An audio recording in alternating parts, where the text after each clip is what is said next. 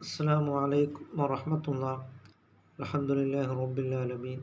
വസ്സലാത്തു വസ്സലാമു അലാ അശ്റഫിൽ മുർസലീൻ വഅലാ ആലിഹി വസഹ്ബിഹി വസല്ലം. ഇന്ന ശിർക ലദുൽമുൻ അദീം.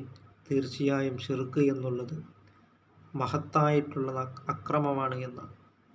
അതുകൊണ്ട് നാം ഷിർക്ക് വെക്കുവാൻ പാടില്ല. അള്ളാഹുവിനെ ശിർക്ക് വെക്കുന്നത് അള്ളാഹു തആല ഒരിക്കലും പൊറുക്കാത്തതായ ഒരു സംഗതിയാണ്. ശബഉൽ മൂബിഖാത്ത്, വൻപാപങ്ങൾ 7 അതിൽ പെട്ടതാണ് അശ്ശിർക്കു ബില്ലാഹ്, അള്ളാഹുവിനെ കൊണ്ട് ശിർക്ക് വെക്കുക എന്നുള്ളത്. അഷ്ഹദു അല്ലാ ഇലാഹ ഇല്ലല്ലാഹു വ അഷ്ഹദു അന്ന മുഹമ്മദർ റസൂലുള്ളാഹ്.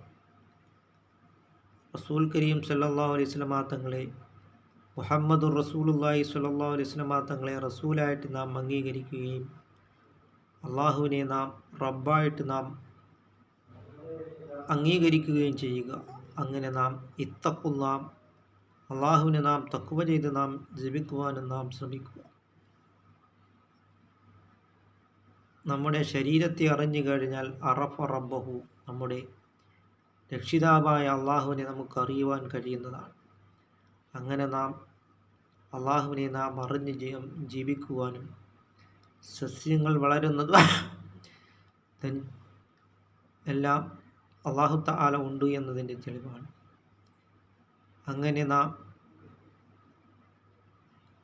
അള്ളാഹു തആലയാണ് നമുക്ക് എല്ലാം പരിപാലിക്കുകയും നമ്മളെ പരിപാലിച്ച് പോറ്റി വളർത്തുന്നവൻ അള്ളാഹു റബ്ബുൽ ആലമീൻ, ലോകരക്ഷിതാവായ അള്ളാഹു തആലയാണ്. അത് നാം മനസ്സിലാക്കിക്കൊണ്ട് നാം മഅരിഫത്തുല്ലാഹ്, അള്ളാഹുവിനെ നാം അറിയുകയും അള്ളാഹുവിനെ പറ്റി നാം കൂടുതൽ അറിയുകയും ദിക്റുല്ലാഹ്, അള്ളാഹുവിനെ നാം സ്മരിക്കുകയും അങ്ങനെ നാം